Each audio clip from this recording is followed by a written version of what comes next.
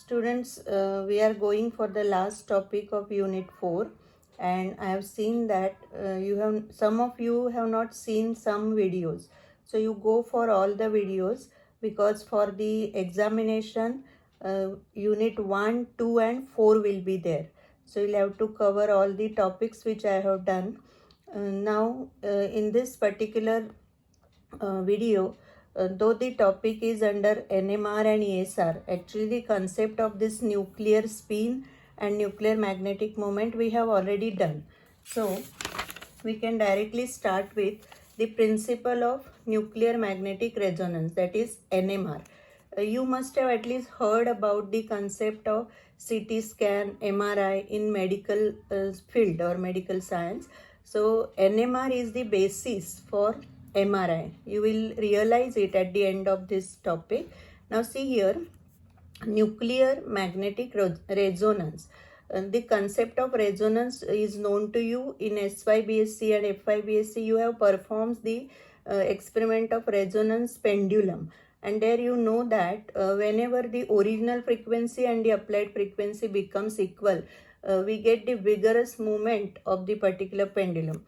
Somehow similar concept is here, but we are dealing with the nucleus and the nucleons. You know which are the nucleons. Protons and neutrons are the nucleons. So these nucleons have their intrinsic spins, and therefore these nucleons act as elementary magnets, and their spins are like half.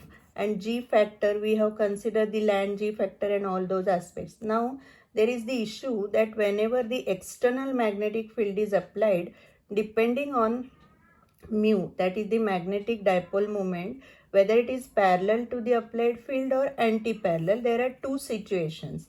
Here it is shown that this is field and this is dipole moment, these are anti-parallel. Here it is parallel. So you can see that the energy level when it is parallel is lower. So there is more stability, and when it is anti-parallel it is higher. And this difference delta E matters a lot for the concept of NMR. Delta E is this G mu n B. G is the G factor or land G factor. This is the nuclear magneton, and this is the applied field.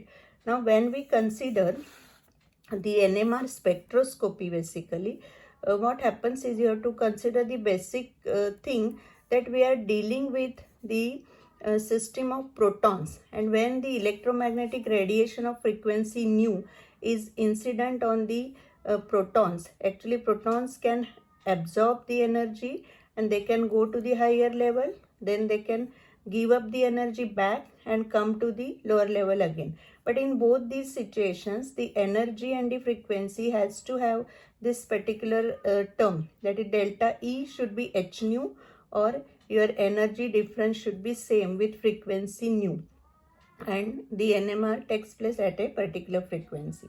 Now this nuclear magnetic resonance spectroscopy is used for various applications, and for that we have to first see the schematic diagram of NMR spectrometer, which consists of the principle that we can have the situation either by keeping the field constant, we can vary the frequency, or by keeping the frequency constant, we can vary the field.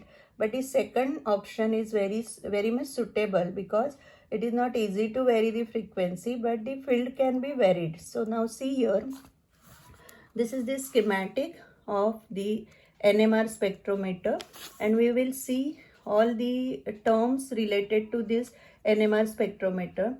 See, this is the magnet controller, which gives the particular field strength. Means we want to vary the field strength, that is the aspect. This is the tube. This is the tube which contains the sample.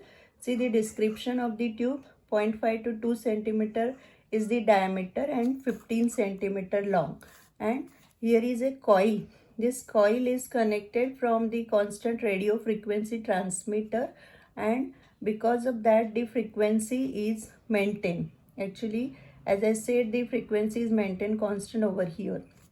Now you can see the particular oscillator. As I said, this is the sample tube, this is the coil. By varying the current through this coil, the field changes, and after that whatever signals we see here at the resonance, this is the detector which detects it, and it is provided to the amplifier and the recorder. Since the signals are smaller, it is necessary to amplify and then it can be recorded. Now, the things are also related with the temperature, and here you can see the electromagnet and the circulating things. Now see here, it is Nu upon Nl. This is related to the population. Population means the number of particles. It is in the upper level and the lower level, because everything depends on that only, whether the particles are going by absorbing the energy from lower to higher level or vice versa. So this is related by this particular equation. And you can see here in this para all the things are clearly given where the applications of NMR or NMR spectroscopy are possible. It determines the physical and chemical properties of atoms and molecules. It provides the information about structure and chemical environment of the molecules. Not only that, but it is used for the understanding the water holding capacity of food materials and food processing. Now, NMR is also used in medicine. I told you in the beginning only that it is the basis for MRI. In the CT scan, the radiation is used, but here it is not used. Now, this is all about NMR, that is nuclear magnetic resonance. Now, there is similar aspect of ESR. ESR means electron spin resonance, ESR. Now, this is all, you just go through it, you will realize that we have done all these things. Every particle, that is electron, has the angular momentum, it has the spin momentum L and S, and its total momentum is J, or sometimes we used to write it like I.